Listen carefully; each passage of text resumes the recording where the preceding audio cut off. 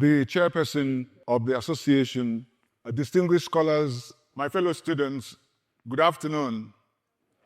My name is Ikechukwu, and I'm most grateful for the invitation extended me to come and make a keynote contribution to today's discourse. And I'm happy that we all agreed on the topic because it goes to the heart of the matter.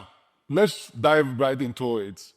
I'd like to start with an illustrious quote. And it says, although it may be easy to possess power that is based on guns, it is, however, better to win the hearts of the people and to keep them. End of quote. You see, that quote is not mine. It belongs to a very, very bad man, a virulently terrible person. Joseph Goebbels.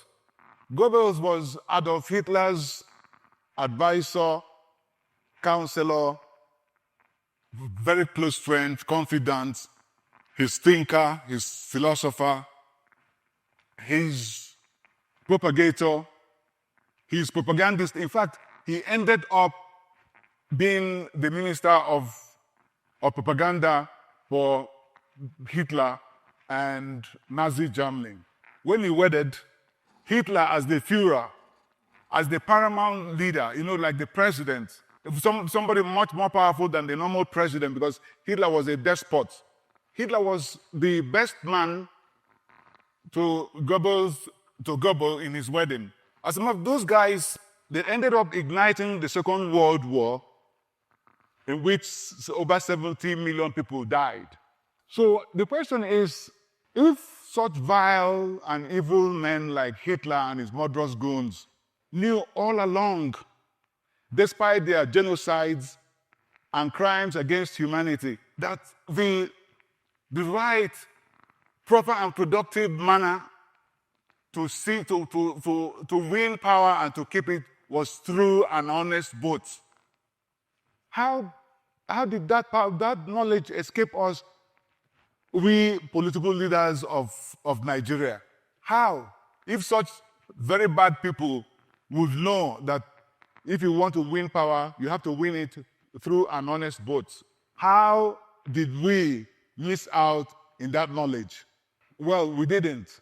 We knew all along that the only potent and exercisable power the people can wield or should wield to hold us accountable is the power of honest vote. In fact, we knew that it is the prolonged absence of honest elections that led inexorably to the mass poverty and gross underdevelopment we have in the country today.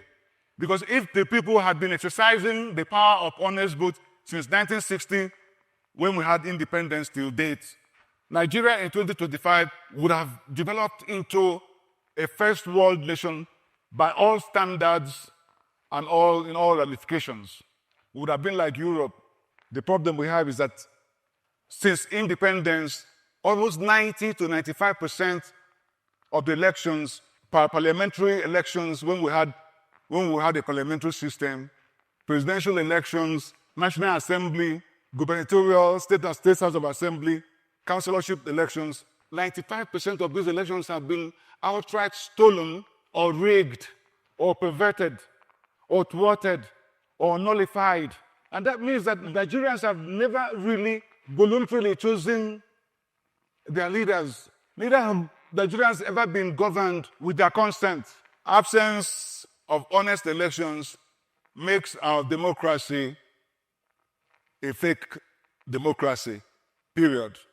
And no offense meant to all of us. If we could take Jean-Paul Sartre's epigram on existentialism, the one that rhymes, existence precedes essence, and analogize it to our discourse today, the epigram that emerges will be honest elections precede democracy, because ontologically, the fundamental reality of democracy is nothing but honest elections. Ontology is that branch of philosophy that deals with the study of existence, being, fundamental nature of reality. Put it simply, it means the study of what is, and which, when applied to a concept like democracy, will ask the question, what is democracy at its core? And the answer is honest elections. Could you repeat that for me? Yes, the answer is honest elections. What it shows is that honest elections are not merely a feature of democracy, but it is necessarily the constitutive element of its being. In Nigeria, the simple and painful reason why elections have been rigged all the time is that those people who have been vested with the power of appointing the electoral officers have by themselves been contestants, either by themselves or their political parties or their preferred candidates. They have been contestants in the same elections in which they appointed those who are conducting the elections. And it shows you there will be injustice, because the lawyers say, nemo judex in causa sua. Nobody can be a judge in his own case. Since independence, the power of appointing electoral personnel and electoral officers and electoral bodies have been vested when we had the parliamentary system in the prime minister, and when we had the presidential system in the president. The elections of 1964-65, it was such a big hassle, because the party of the prime minister had a collaboration, or if you may, let me just use it, a civilized word, collaboration. So the party of the prime minister who appointed the electoral officers had a deal with their local allies in the southwest. And the deal was, of course, the electoral body was much more sympathetic or participated in helping the party of the prime minister's local ally win the election. The election was skewed. And the aftermath of that rigging created such a major problem that exacerbated into a cataclysm that almost consumed the nation. When the presidential system came along, the power was vested with the president. And by 1999 Constitution, the power of appointing the electoral officers for the conduct of local government elections was devolved to the state governors. And you see, the world has been looking with askance or with amusement, depending on the inclination, as the Soviet Union-style numbers that have been reported from local government elections, where the party of the governor scores 100% victory. And the world had also been wondering, all the other elections held where the president has had the remit of appointing the electoral officers. It's the same thing, because they've been watching, listening to the loud cries, demonstrations, protestations, avalanche of court cases that attend these elections. Presidential, governorship, House of Assembly, National Assembly. The last election we had, 2023, we had almost 10,000 cases. Well, as we go on in this lecture, we are not talking about this particular president that is sitting now, or this particular ruling party now, or the governors now. We're talking about generic. That's whoever is there. The people who are aspiring to go there, the people who left, the people who will aspire in future. We're talking about the office, because it's the same. It's basically the same. In fact, the Senate president was quoted as saying that in the upcoming elections, the ruling party was going to score 99.9% victory. Colonel Abubakar Dangiwa Umar, the legendary military veteran who became the democracy and honest elections activist, he took it seriously, because he wrote a protestation to the president. So you need to shun these sycophants who make such predictions to you, inundated with such predictions. And you know how respectable Umar is to all of us. He took it seriously. He took it on a serious note. But on another serious note, it might be disingenuous for me to stand here testing out and self-preciously blaming others when I know that I'm part of the problem. Yes, I am part of that problem. Because all of us, politicians, political office holders, past, present, and military heads of government, former military heads of government, all of us are part of this big problem.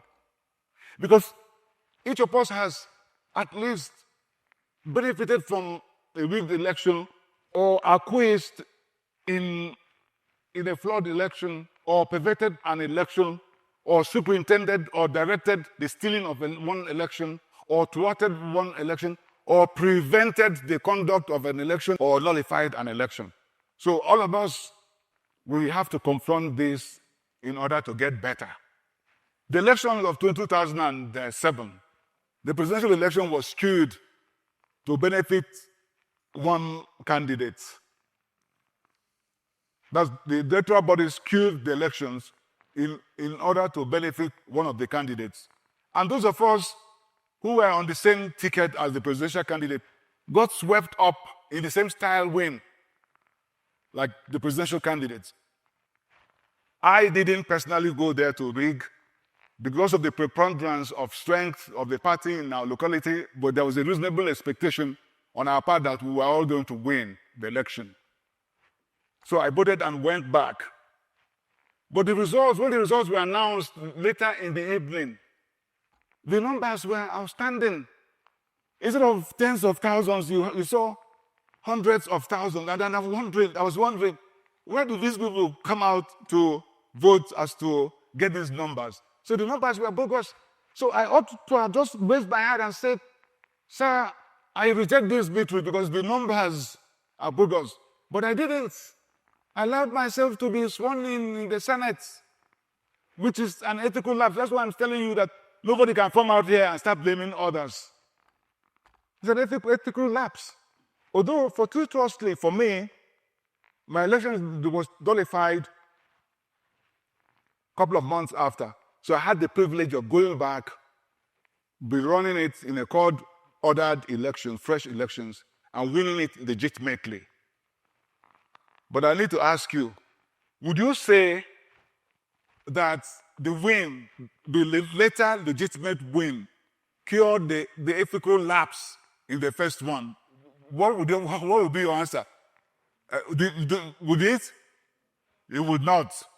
So that's why I'm telling you, I'm not qualified to come out here and start talking nonsense and blaming others. It is all of us, but we have to do something. We have to do something about it. I do not want to draw any moral or intellectual equivalence out here. But the philosophy students amongst all of us here will remember that Plato's apology recounted the story. Well, Plato's apology, for those who are not conversant with that, it was a chronicle of the defense of Socrates when he was tried 399 BC for impiety and corrupting, misleading the youths. Of course, actually, it was just he was being scapegoated because they lost the Peloponnesian war, so they grabbed him because he was going around and criticizing the war and all that. But there was an aside. There was an aside to that story, and that aside was the story of how the oracle at Delphi, we're talking about classical Athens, so they had oracles and all those things. Don't worry about it. So, and most of them is mythology. So the oracle at Delphi, speaking through Pythia, the priestess, declared Socrates the wisest man. Socrates was the wisest man, and not because he had intense knowledge or because he was the repository of all knowledge, but because he knew that he knew nothing. And that was unlike the sophists who went around thinking that they knew everything. So the fact that Socrates knew that he didn't know gave him the clarity to know that he had to pursue knowledge, and knowledge he pursued, he did.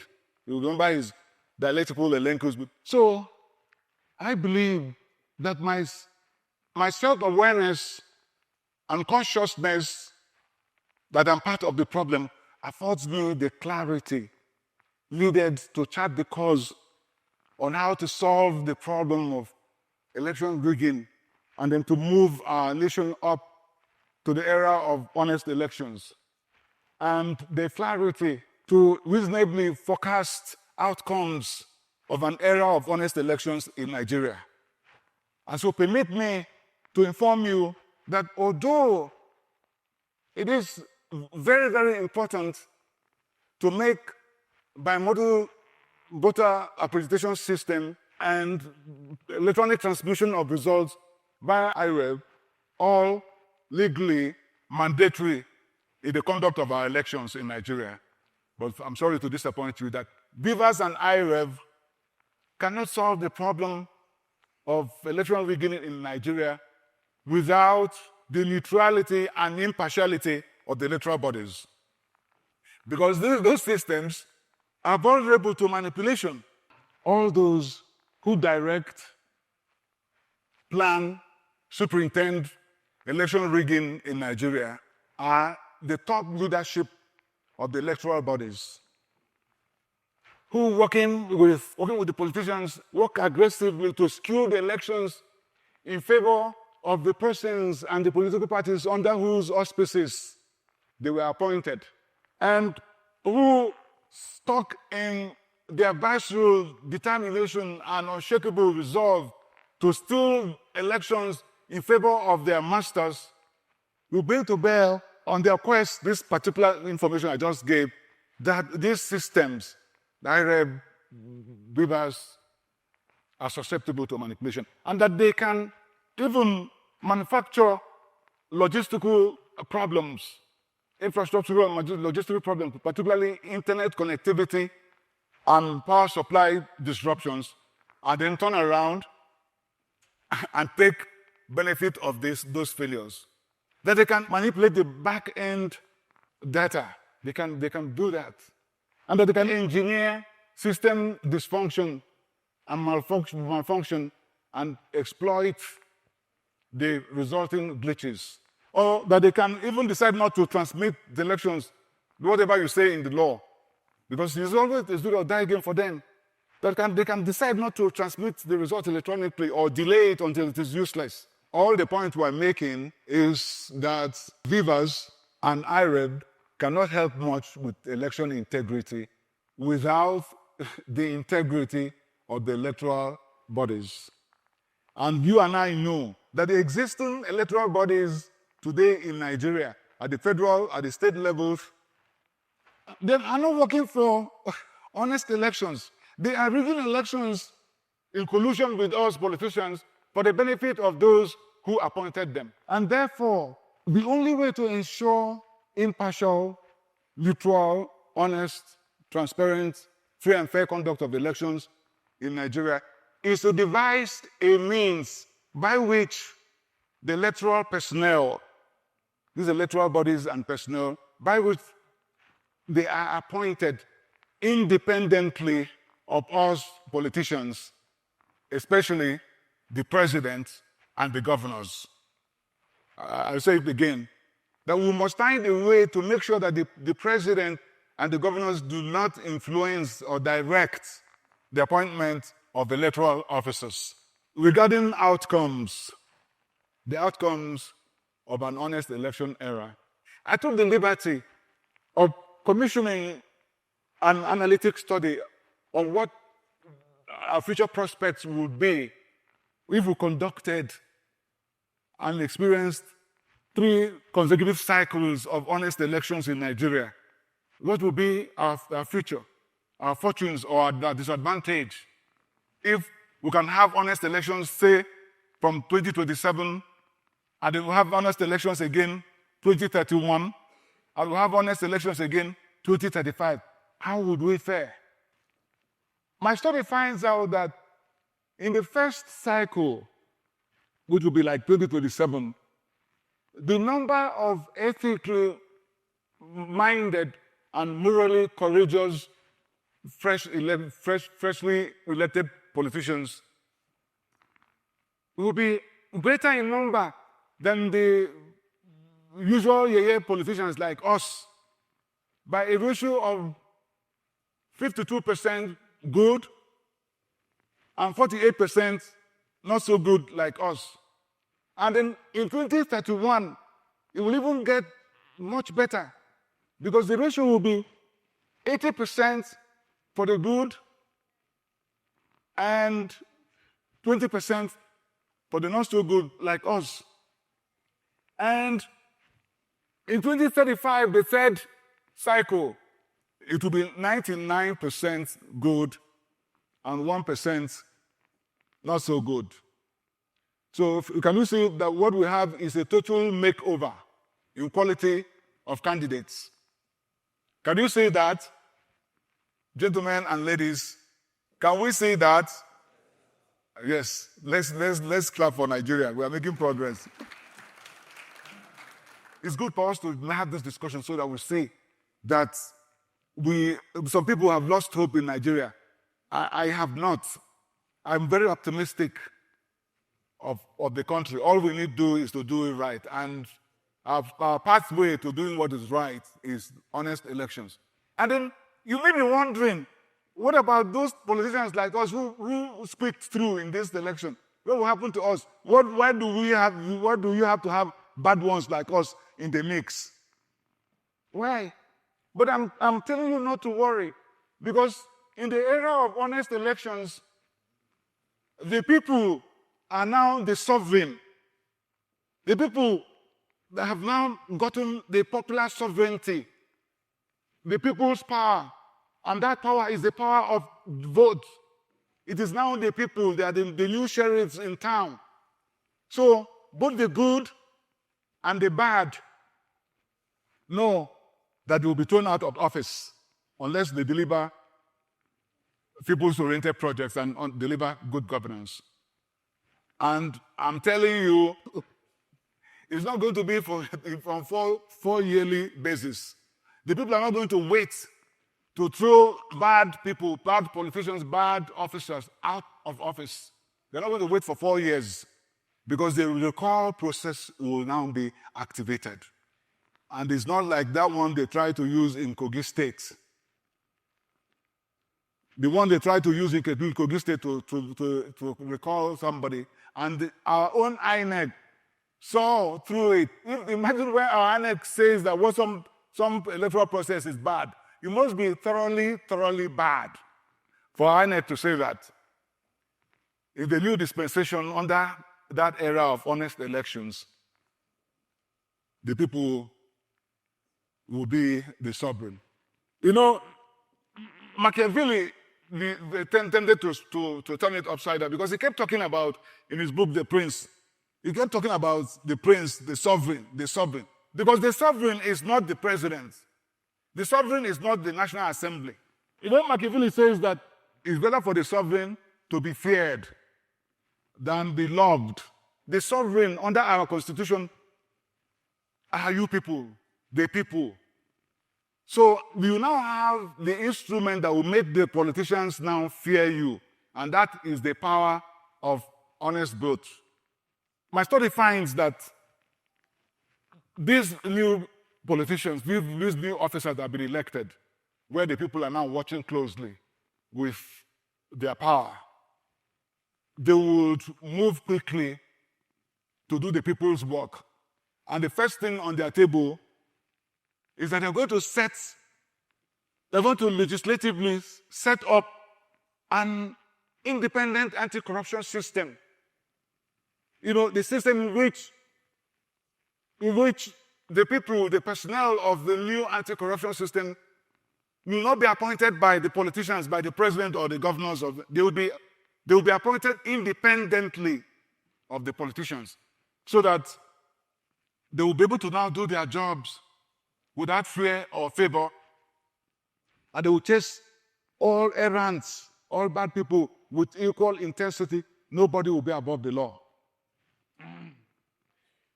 Let me remind you that I said I'm not speaking here as an anti-corruption activist. The reason is that I am not worthy. And I don't think most of my colleagues are.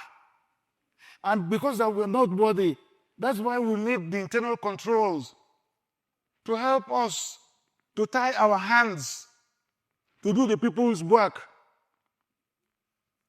That's why we need those internal controls. And what bigger control would you have than an independent electoral body that has not been appointed by the politicians, or an anti-corruption system that the politicians have no hand in appointing?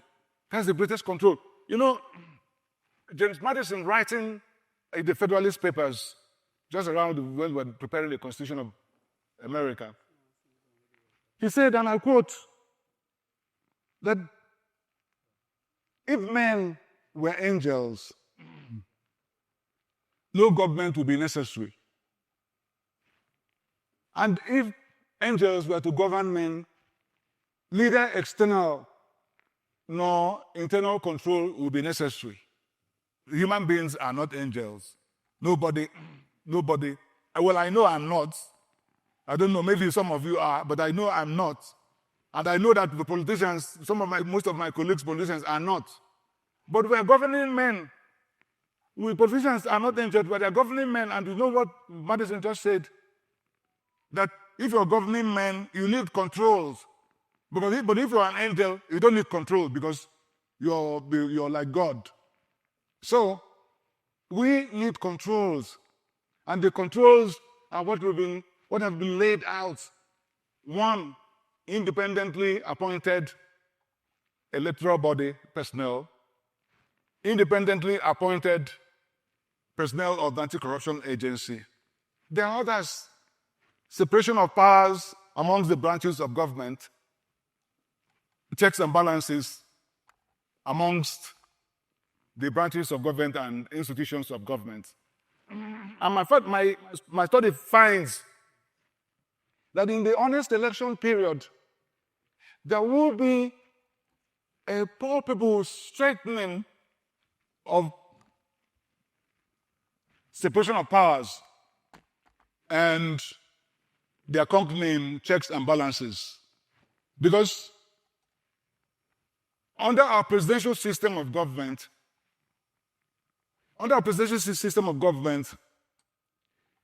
the branches of government have been made constitutionally and purposely made separate and equal in order to avoid tyranny and maladministration, so that one person cannot take all the power and use that to begin to oppress others. That is why it's like that. But since inception, unfortunately, the observance of separation of powers and checks and balances have been rather weak, most times non-existent, leading to abuse of office, abuse of power, misgovernance, erosion in the rule of law, humongous waste, unaccountability, untransparency, bad management of the fiscal and monetary policies, and discouragement of foreign direct investment. You know, what has happened now is the whole governance. Once one arm of the government is not checking what the other arm is doing, what you have is all I've just enumerated. That is that. The National Assembly has been called out many times and by so many people for turning itself into a rubber stamping legislature. Remember, I was there, and when I was there, it was the same. So I am as responsible for the weaknesses there as those who are there now. We can't count. The only thing is that we have to talk about it, because it's only by talking about it and owning our mistakes that we can correct them. So just remember that yours truly here is as guilty as others. There's no I'm sorry about it, but that's the way it is. You know, I was watching Tunde Bakare, Pastor Tunde Bakare. We invented fulminations, demonstrations, you know, with invectives. He was scolding with strong words the executive branch and the legislature for blurring the lines of separation of powers and snuffing out checks and balances. He said, he declared the National Assembly now as an extension of the executive branch. Tunde Bakare now said that the National Assembly is the 41st member of the cabinet of the president. And he now said something that, you know, for the purpose of accuracy, I'm going to quote. He says that the nation is today bedeviled by a captured National Assembly. End of quote. Strong words, but the situation is serious because without separation of powers, you see the problems we'll be having. But nothing vindicates Tunde Bakare's captured National Assembly troop than the role played by the legislature in the recent proclamation of state of emergency in Rivers State and the removal or suspension of Governor Saga. Because, firstly, the combined effects of sections 188, 189, 305, subsections 4 and 5, dealing with tenure of office and cessation of office of a governor, and the scenarios for proclaiming a state of emergency. None of these sections show that the Constitution has given the president the power to remove a governor. None. So the National Assembly ought to have spoken at the earliest opportunity, because the fact that we have separation of powers does not mean that we have brick walls separating the branches of government. You know, there are still consultations going on. So at the very first opportunity when they were briefed on it, the National Assembly ought to have said, Mr. President, we need to rethink this. Because you remember watching our sitting Vice President, Elijah Shetima. By the way, Shetima, he speaks beautifully well and with good cadences to his tone, and he's very weighty. So I like watching him speak. I saw him, I saw the flicker where he was speaking, I put it on, and he was indulging himself in reminiscences. He was remembering how he would have been removed as the governor of Borno State. He was almost removed as the governor of Borno State by the then president. But for the intervention of the then Speaker of the House of Representatives, Aminu Waziri Tambuwal, he advised the president then, he said, Mr. President, you do not have the power to remove an elected councillor. How much more an elected governor? And of course, with the concurrence of opinion with the Attorney General and some other senior counsel, that the then president pulled back. So this is what was expected in this scenario, that the National Assembly ought to have spoken immediately. We said, Mr. President, please, let's rethink this thing so that we don't make any mistake. It doesn't seem that happened. And secondly, the Constitution provides a backup, because by virtue of sections 305, subsection 6b, the proclamation of emergency by the president dies a natural death in 2 days if the National Assembly is in session, or in 10 days if they are not in session and ought to be called back. Unless the National Assembly approves the proclamation, and then it gains life. Otherwise, it's dead. And the approval, as mandated by the Constitution, will be by concurrent resolutions of the Senate and the House of Representatives, supported by at least 2/3 majorities of all senators and all members of the House of Representatives. Meaning that we needed at least the minimum 73 senators and 240 honorable members of House of Representatives to approve, to give life to the proclamation of emergency. Otherwise, it dies. And how do you know if a number of 73 is met or 240 met? Is it not by counting? How do you know that we have 73 here? Is it not by counting? It's by counting 1, 2, 3, 4, 5, and so on. But the people are aghast because they say that most shockingly that the National Assembly, saying that perhaps they didn't have the numbers, resorted to a voice vote. Voice vote is usually by estimation. You know, when the Senate President will say those in favor say aye, everybody will say unison, aye. And when he says those against say nay, they will say nays. So ask yourself, how is it possible? What all of us here shout ayes, and some shout nays. How do you know the number that shouted yes and the one that said no, without division and enumeration? So you say it. So as far as the people are concerned, they think that the National Assembly did this in order to please and appease the executive branch. And therefore, what you had was a voluntary abnegation of its equality with the executive branch. You know,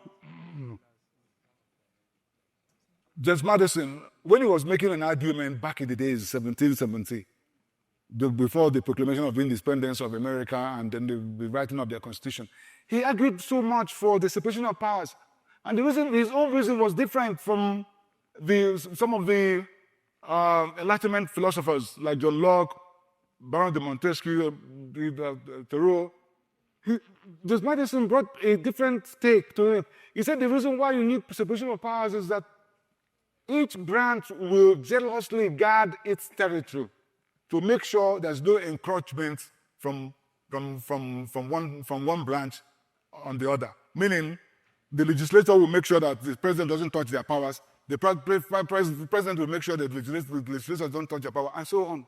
You see, unchecked power will self-accumulate. It self-accretes and creeps into power absolutism. But it was John Locke who devoted his first treatise in his work, The Two Theses of Government, to systematically offer a rebuttal and reputation of propagation of absolutism and despotism. Because he's saying that the power of man, the absolute authority of man in his house, is extended to that of the king. You know, his book was named his book Patriarchy. Patriarchy means the rule of the father in his house. But this man says that the same way the father has absolute power in his house is the same way the king or the president has in the realm or in the country, because the president is the father of the nation. And the power of the father in his house and that of the president as the father of the nation have been genealogically tied and traced to Abraham, our first father, who received his power from God. And therefore, that the president's power is a divine right from God. To me, it's utter craft. Nonsense, really. Utter craft. And he wasn't the only person advocating absolutism, because Thomas Hobbes also was talking absolutism, but on different premises. Thomas Hobbes says that Well, I mean, our nature in man is that we're in a state of anarchy. It's a war of all against all, meaning that all of us here are fighting, kicking ourselves and all that and all that. And therefore our life is solitary, poor, nasty, brutish, and short. And that is why we would do a social contract to hand over our powers to a Leviathan, which he named, the way he named his book, a monster, a ruler that will be ruling like a monster to quell the trouble. John Locke sorted out these two gentlemen. He said, look, our God created us and gave us inherent rights.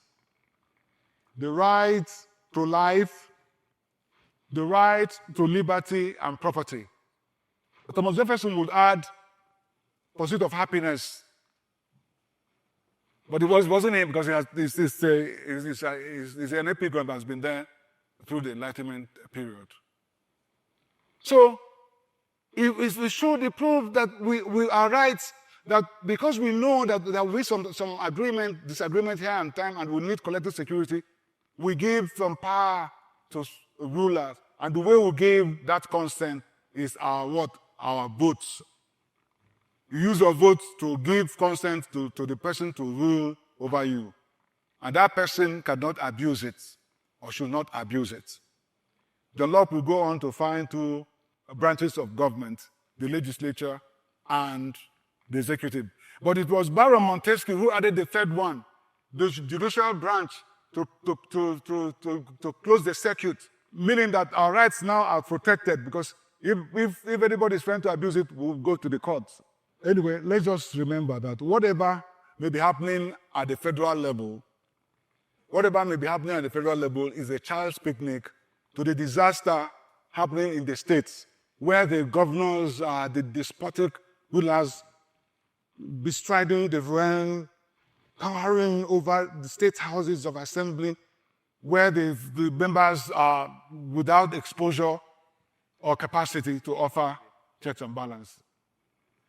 So nobody's balancing the governor. Tunde Bakare was able to scold the presidency. But who remembers the governors are everything? The governor is the legislator and the executive. Because he's elected executive, but he owns the legislature in his pocket. Whatever he wants, he does. Any bill he wants to pass, he passes. And John Locke spoke patiently when he said, and I quote, that it would be too tempting for human weakness, which is so naturally inclined to seizing power, if those who are vested with the power of enforcing the laws are also given the powers of making them. But that's what is happening in the States. Yes, that's exactly what's happening in the States. You could actually describe the governors in the words of King Louis XIV when he says, "La sate moi." The state is I, or I am the state. But let's not worry so much about it, because now we're in that era of honest elections where the people will have the power. They're going to use their power to infuse their power of punishment, to punish these legislators, to infuse metal in their back so that they can do the right thing. And they use that power to also oversight the executive, to know when it's overstepping its bounds. And because of the fact that we're holding elections that count, you don't need to go into the big party, with structure, because structure is the ability to rig. In the locality, you just put your name in the small party. And then, because the people know you and they're going to vote, they don't care about the party. And then you're going to be seeing retired senior public servants, family secretaries, directors, judges, professors, lecturers, retired who retired to the village. They'll be able to now go, because we were kept away before because of the nonsense kind of elections we'll do. But right now, when we're getting it right, they will come out, engage, offer themselves up, be elected, and they will march to the headquarters of the state to give oversight and check and balance to the governor. we're heading towards making progress. So my study finds that with these primary fruits of honest election, which were counted now, the first one is the elections. Elections in themselves are fruits of honest election just by themselves without any further purposes. Because anytime you hold an honest election, what you see is that it imbues a feel-good factor.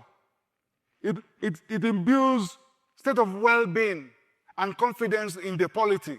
People have hope because they can look and see that the people they elected are going to do well. And then you see the independently appointed members of the anti-corruption system. And then the separation of powers and the accompanying checks and balances. And above all, the greatest of it all is more ethics in government, because now the quality of the people who have been elected have improved dramatically. Remember, at the last stage, we got 99 very good and 1. So with this, there was a dramatic change in the fortunes of the country, because now the government is equipped with personnel, with the structure, with the laws to deal with insecurity. Because how have we been dealing with insecurity? If we don't have honest elections, you don't have anti-corruption system.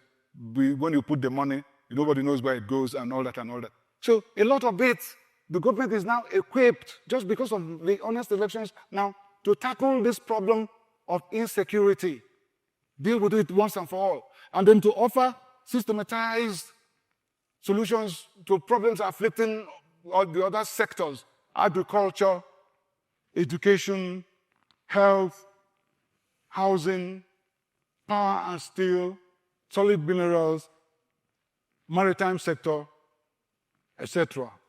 And then including the establishment of a national social security system, particularly made for the poor people and the lower middle class. And with all these, the number of Nigerians that are poor, today standing at about 150, 170 million, will be reduced by as much as 70% in this period, this 3-cycle period of honest elections. And so, in order to usher in the era of honest, transparent, free and fair elections nationwide, under one independent, neutral, and unbiased electoral body, being inescapably the necessary and the only means we can lift Nigeria and our people, our brothers and sisters, out of poverty, and the only means with which we can reach the potentialities of God's endowment upon us, including taking our pride of place in the league of great and egalitarian nations. I do move a motion for constitutional amendment to provide for the establishment of a new, truly and literally independent National Electoral Commission charged with the conduct of all elections and for all elected offices. And that the new INEC be composed and constituted by 13 commissioners. 6 of the commissioners will be elected by the underlisted 6 Nigerian labor and professional organizations. And 6 commissioners will be nominated by the United Nations from across the world. And 1 commissioner observer will be nominated by Transparency International. That, I propose, will be our new INEC, for the first time appointed without the influence of us politicians. Of course, the new INEC will have the power to hire, to elect, and to remove their chairman, and to hire and fire all staff, including the chief executive officer. The election of 6 commissioners by the underlisted 6 Nigerian labor and professional organizations is arranged on a concurrent, corresponding, alphabetical order. That is to say that the Academic Staff Union of Nigerian Polytechnics will elect 1 commissioner out of its members from the Northeast geopolitical zone.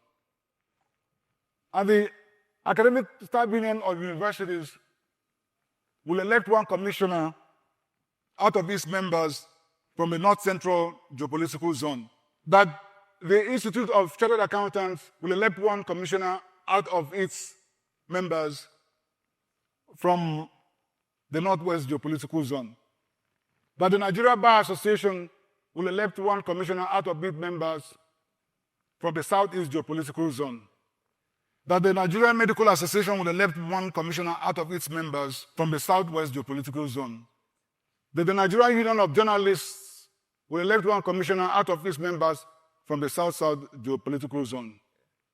Politicians and those who have held political offices will not be qualified to be elected to serve in the new INEC. And the United Nations and Transparency International will not nominate a Nigerian or any person indigenous to Nigeria. Their own nominations will come from their staff. And it will be the responsibility of the president at the appropriate time to receive and collect the names and curriculum vitae of the nominees and nominees-elect for transmission to the National Assembly for confirmation. No commissioner-elect or nominated may be rejected except with the concurrent resolutions of the National Assembly, the Senate, and the House of Representatives by resolutions supported by at least 2/3 majorities of the Senate, all senators, and 2/3 majorities of all honorable members of House of Representatives, and all voting in person. Voting in person in a secret ballot televised in real time. And for the purposes of this exercise, voice vote will not be lawful. I must hasten to add that the establishment of the new INEC will not impede or be a setback to the strides made in the devolution of powers to the state government, because in this instance, power has been taken from the governor regarding appointments of electoral bodies in the state, and from the president regarding electoral bodies covering other elections, and vested in a neutral body in order to trigger processes in motion for lifting Nigeria out of poverty. Let me clarify immediately that nominations by the United Nations and Transparency International will not in any way violate our sovereignty, because it is Nigeria as the sovereign nation that will make that request to the United Nations. It's Nigeria as a sovereign nation will make that request to the Transparency International. And United Nations and Transparency International would gladly accede to our request, because like all other development institutions and people of goodwill around the world, they rightly regard the stealing of elections and rigging of elections as the worst and most destructive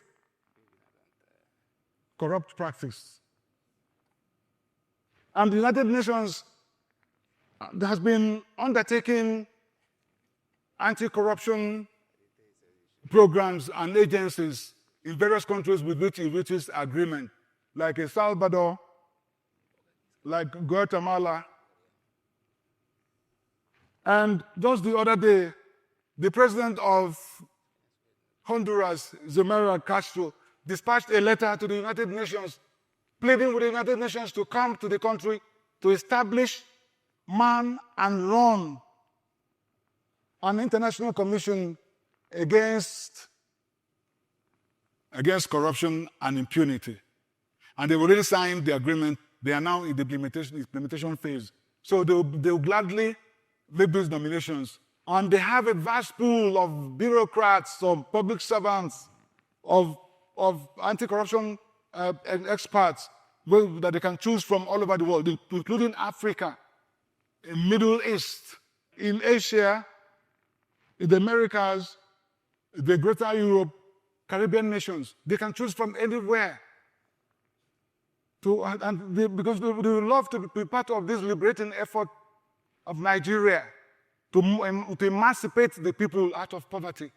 I've taken the liberty of preparing the draft bill for the amendment of the Constitution to provide for the establishment of the new INEC. And I'll be making that public, after which it will be submitted to the National Assembly for consideration. So, in conclusion, I will urge all of us to remember always that a supermajority of our people, our brothers and sisters, have for far too long been hijacked, kidnapped, and they're buffeted with hunger, disease, illiteracy, squalor and slum dwelling, unemployment and insecurity, all because of misgovernance principally made possible by stolen elections and rigging of elections and governing without the consent of the people. And so I will ask that all of us should stand up, or everybody in the country should stand up, so we join our hands with our sweat in shooting down these maladies with the strongest arrow in our archery and with that golden bullet of ours, namely honest elections. And then shall we march triumphantly into the outstretched hands of prosperity and prosperity. God bless Nigeria.